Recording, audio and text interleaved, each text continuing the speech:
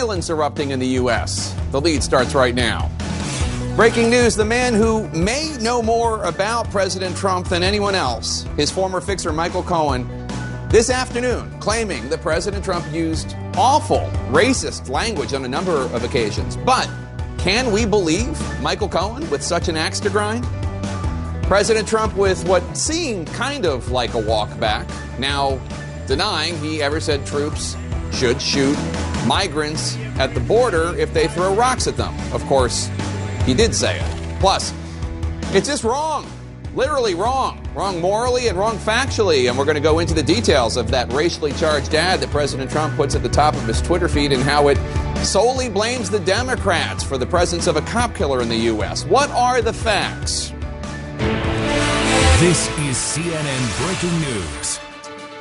Welcome to The Lead. I'm Jake Tapper, and we begin with breaking news in the politics lead. President Rapi said blatantly racist things. That's the claim the president's once longtime lawyer, Michael Cohen, is now making to Vanity Fair magazine. Cohen revealing specific anecdotes from his time with Trump before Trump became president. CNN has confirmed from a source close to Cohen that the story and the quotes are accurate. According to Cohen, the White House has not responded to our request for comment. A momentary warning for the parents that the language and the sentiments Cohen claims the president used are offensive, if you want to hit mute for the next 30 or so seconds. Cohen alleges that during the 2016 campaign, he watched a Trump rally and remarked to Trump later that the Trump crowd was largely white. Trump, according to Cohen, responded, quote, "That's because black people are too stupid to vote for me," unquote. Cohen also says years earlier, after the funeral of Nelson Mandela, Donald Trump said, quote, "Name one country run by a black person that's not a shithole. Name one city." That quote certainly echoes the now infamous remark the president is said to have made about people coming to the U.S. from shithole countries such as Haiti or countries in Africa. Michael Cohen also recounting a conversation with Donald Trump in the late 2000s while the two were in Chicago. Cohen explaining, quote, "We were going from the airport to the hotel and we drove through what looked like a rougher neighborhood. Trump made a comment to me saying that only the blacks could live like this." Cohen, of course, is currently awaiting sentencing after he pleaded guilty to tax evasion and campaign finance violations. And there are a lot of accusations that he's not a credible individual. Cohen told Vanity Fair he's telling the truth. He's been reflecting, particularly in the wake of the president's inflammatory rhetoric ahead of the midterm elections. Cohen claiming he wants to clear his conscience and warn voters ahead of the election he is now a registered Democrat. This story coming as President Trump is stoking fears about undocumented immigrants as his closing argument. Moments ago, we saw something that was almost like a walk back from President Trump on one of the more shocking claims he's made in the last 24 hours. This one regarding migrants attempting to make it to the U.S.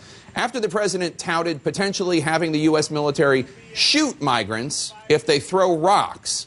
CNN's Caitlin Collins is in West Virginia getting ready there for the president's rally. And Caitlin, now President Trump says he never used the word shoot, and that's factually correct. He never used the word shoot, but that's not the point. The impression he clearly gave was that he was telling the military they should respond to migrants as if they were wielding firearms, not rocks, which means shoot. That's right, Jake. He largely left it open for interpretation, and now he seems to be walking back what he had left open for interpretation yesterday when he was talking about the troops that he's deployed to the border and whether or not migrants throw rocks at them. After saying that yesterday, here is how he's wording it today. They hit him with rocks. Some were very seriously injured, and they were throwing rocks in their face. They do that with us, they're going to be arrested. There's going to be problems. I didn't say shoot. So he says, I didn't say shoot. But Jake, these are the remarks that he made yesterday. Remarks that I should note are now being used by the Nigerian army to justify firing upon protesters, dozens of which they killed, and also remarks from Trump that are being widely criticized by former retired military generals. We're going to consider it. I told them, consider it a rifle. When they throw rocks like they did at the Mexico military and police, I say, consider it a rifle. So the president there trying to walk back those comments on the South Lawn, Jake, while he was talking about immigration overall, something he has tried to put front and center at these campaign rallies where he's on the way right now ahead of the midterm elections on Tuesday. And Caitlin, last week, obviously, a Trump supporter mailed CNN and critics of the president pipe bombs. And 6 days ago, an anti-Semite radicalized by all these lies about the migrant caravan killed 11 Jews at a Pittsburgh synagogue. The president today was asked about a new ABC News Washington Post poll, finding that 49% of the public believe that the president encourages politically motivated violence with the way he speaks. He was asked about that. What was his response? It was a pretty stunning response, Jake, and one that's getting a lot of attention for the way he said it. The reporter asked him this question. The president turned, pointed his finger at her, and had this to say. No, you know what? You're creating violence by your questions. You are creating you. And also, a lot of the reporters are creating violence by not writing the truth. The fake news is creating violence. Now, Jake said it pretty clearly when he said that if the media would report accurately, in his opinion, there would be less violence in the country. And, Jake, that comment comes after the press secretary, Sarah Sanders, said last week that the president wasn't blaming the media or anyone, for that matter, for those events, those national tragedies that happened last week, Jake. All right, Caitlin Collins in West Virginia, thanks so much. And our experts are here with me, and there's a lot to talk about. Senator Santorum, I know you would like to be talking about the economy, but that's not great news today.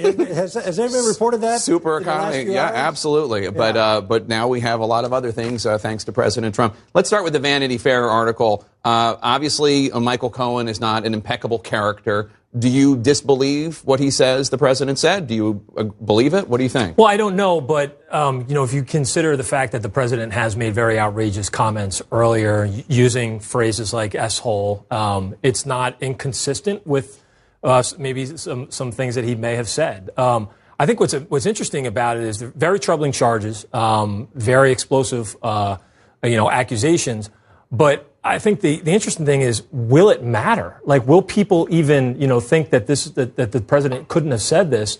Or normally it would be a huge controversy, and it could potentially crater his support amongst even his most ardent defenders. But I expect it probably won't have that much of an impact. No, do you disagree, Nira?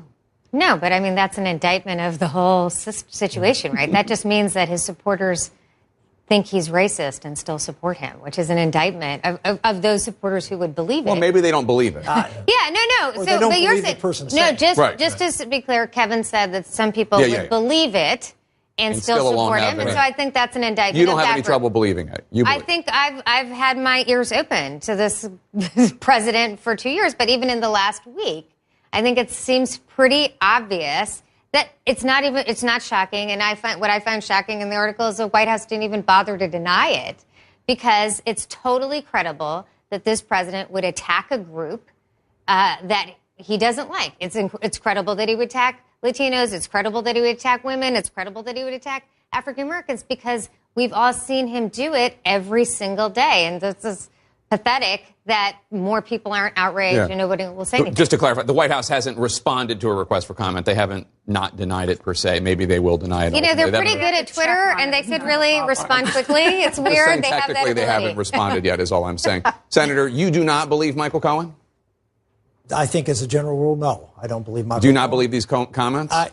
He could have said them. He might not have said them. He might have said them differently. I don't know. I just don't think Michael Cohen's particularly credible, and the fact that he comes out 5 days before an election and decides that he's going to throw this bomb out there to clear his conscience, all of a sudden his conscience bothering him at this particular time, it just doesn't sound quite right to me. The timing isn't.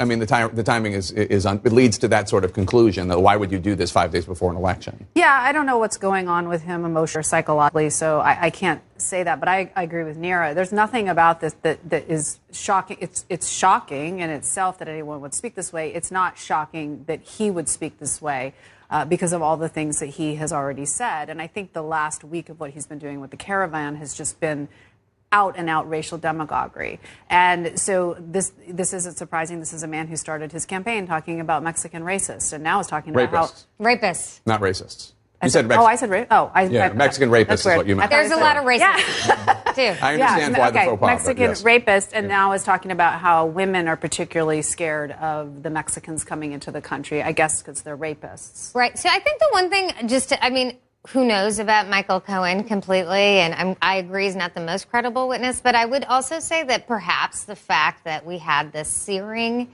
situation happen where 11 Jewish Americans are killed and the president's response to that could be a reason why some people who supported the president would say enough is enough and I'm going to actually say what I know. I'm not saying we do know, but I don't think it's so crazy that someone would have a moral conscience after this week and actually decide to speak up. And I think what's sad is not more Republicans are willing to condemn the president. What was the president's response that was so reprehensible to that? He went to Pittsburgh. He paid his respects. You know what? 7 hours later, tweeting about the baseball game after 11 Jewish Americans were killed, or attacking the news for creating violence. On the president for breathing 7 hours after. I mean, look, the president is the president. He talks about a lot of different things. The reality is the president did the proper thing. He went to Pittsburgh. He paid respects to the people there.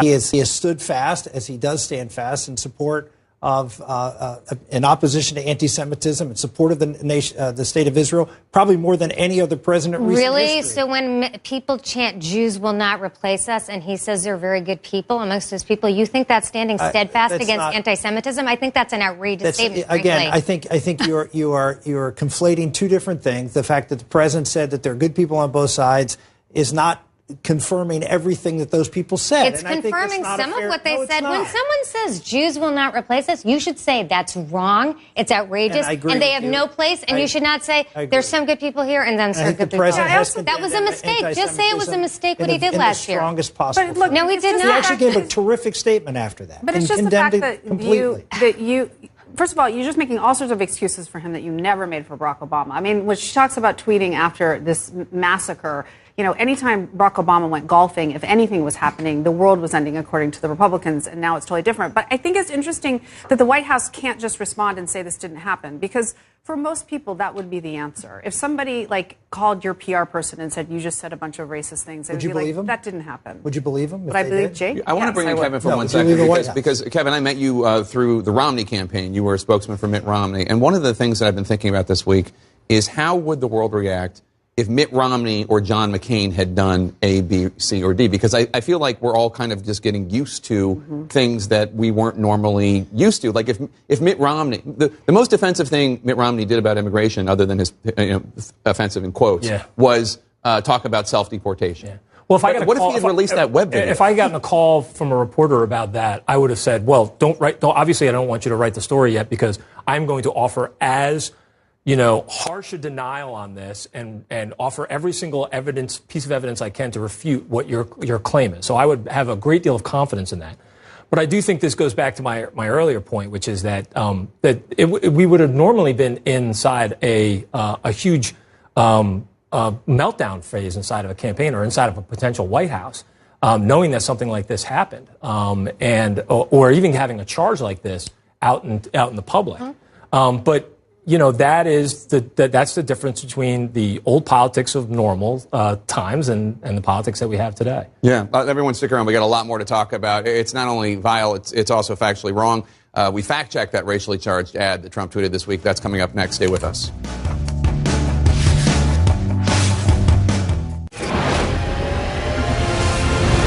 This is a network